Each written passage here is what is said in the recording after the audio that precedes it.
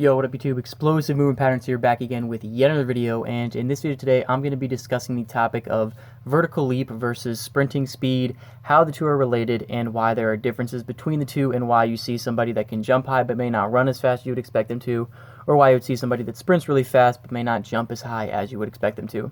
Now, first of all, yes, if you are generally explosive, chances are you will be good at both things. For example, if you can jump really high, you are more than likely going to be faster than the average person. The same goes for sprinting. If you're an extremely fast sprinter, chances are you can jump higher than the average person as well. However, there is not a one-to-one carryover, and there are important differences between the two movements that make up differences within athletes and why athletes might excel at one versus the other. Now, the biggest difference and the most important difference is the ground contact time associated with both of these activities. In a vertical leap, especially a bilateral or double leg vertical leap, you're looking at a ground contact time of anywhere from 0.2 of a second to 0.3 of a second or longer.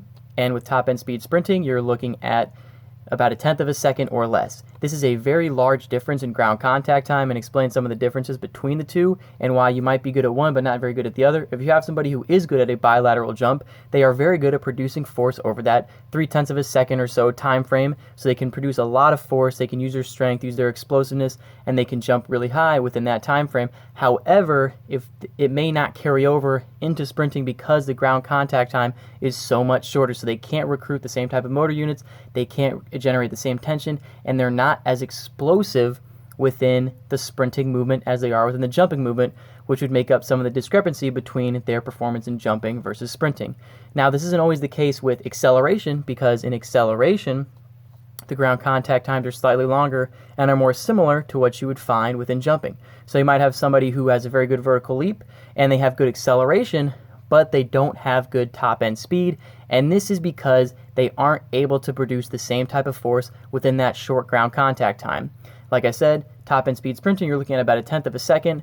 With acceleration, especially early acceleration, you are kind of going into that range of potentially 0.2 of a second, which is closer to a bilateral jump.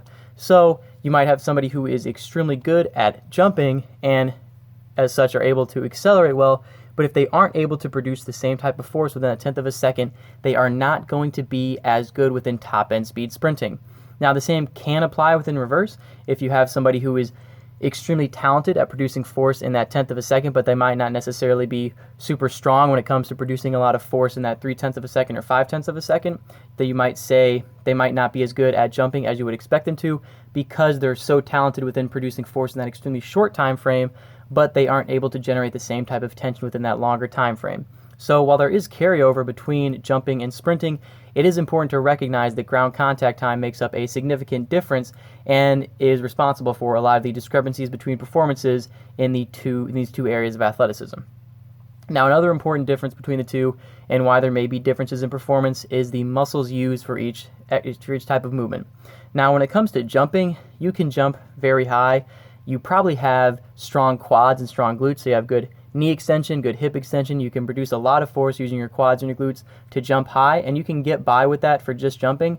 However, when it comes to sprinting, you need to have strong hamstrings, specifically when it comes towards top-end speed sprinting, because in top-end speed sprinting, the hamstrings play a role in both producing force into the ground and then helping pull your leg through the air and cycling through towards the next stride. So if you don't have strong hamstrings, you will not be adequate and as efficient and proficient as you can be in sprinting, because hamstrings play that dual role of producing force and helping reposition your limbs in the air, which takes a lot of energy, puts a lot of strain on the hamstrings, which makes the hamstrings pretty much the most important muscle for top-end speed sprinting. And if you don't have strong hamstrings or adequate hamstring strength, you will not be the best sprinter possible, and you can get by without having extremely strong hamstrings for a jump, especially a bilateral or double leg jump.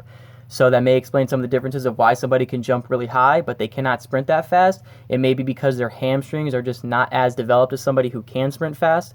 So the muscles used within these two types of movements are also different. And a minor muscle group that may impact this also is the hip flexors. The hip flexors basically help you pull the knee up and help you properly reposition your leg for each stride to make you more efficient and have a more effective ground strike within your sprint cycle.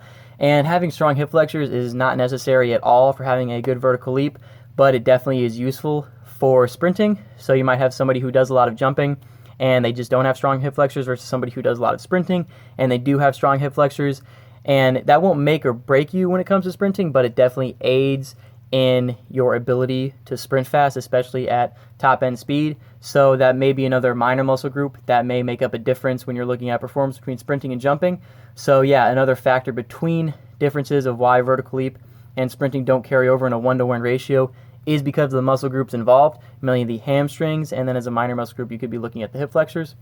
And then lastly, another reason why you might find a difference between sprinting and jumping is just basically the technique associated with each activity. Sprinting and jumping are basic components of athleticism, but there are definitely elements of skill involved. So you might have somebody who just spends all their time practicing jumping, they spend all their time working within that longer ground contact time, and they've built up a lot of good technique when it comes to producing force, when it comes to their arm swing, their leg position. They become very efficient at jumping, but if they don't spend time sprinting, they don't develop the same type of skill, the same type of technique, and the same type of proficiency when it comes to sprinting. The same can apply in reverse. If you have somebody who spends a lot of time sprinting, they're working a lot in that 1/10 of a second ground contact time frame. They develop the skill, the technique, and the efficiency in the sprinting movement, but they do not look as natural when it comes to jumping because they simply have not spent the time working on jumping in that regard, in that aspect. So a lot of it comes down as well to practice and technique of each, and that is another reason why sprinting and jumping, while they are related, there is not a 1-to-1 carryover. So ultimately, when looking at vertical leap versus sprinting, yes, if you are generally explosive, you'll probably be able to jump higher than the average person, and you'll probably be able to sprint faster than the average person. But if you notice discrepancies between the two, you think maybe you jump higher but don't necessarily run as fast, or maybe you think you run really fast but don't jump as high as you think you should, it probably comes down to one of those three things. Either you're, one, not used to the ground contact time or the time frame associated with one of the movements, you don't have the proper muscle balance for either of those movements, or you just don't have the technique involved with the movements. Those are the three main differences when you're looking at vertical leap versus sprinting, and learning about these differences can make you better at both of them and make you a more well-balanced overall athlete. Hope you guys enjoyed the video. Hope you guys learned something. Explosive Movement Patterns signing off. Peace.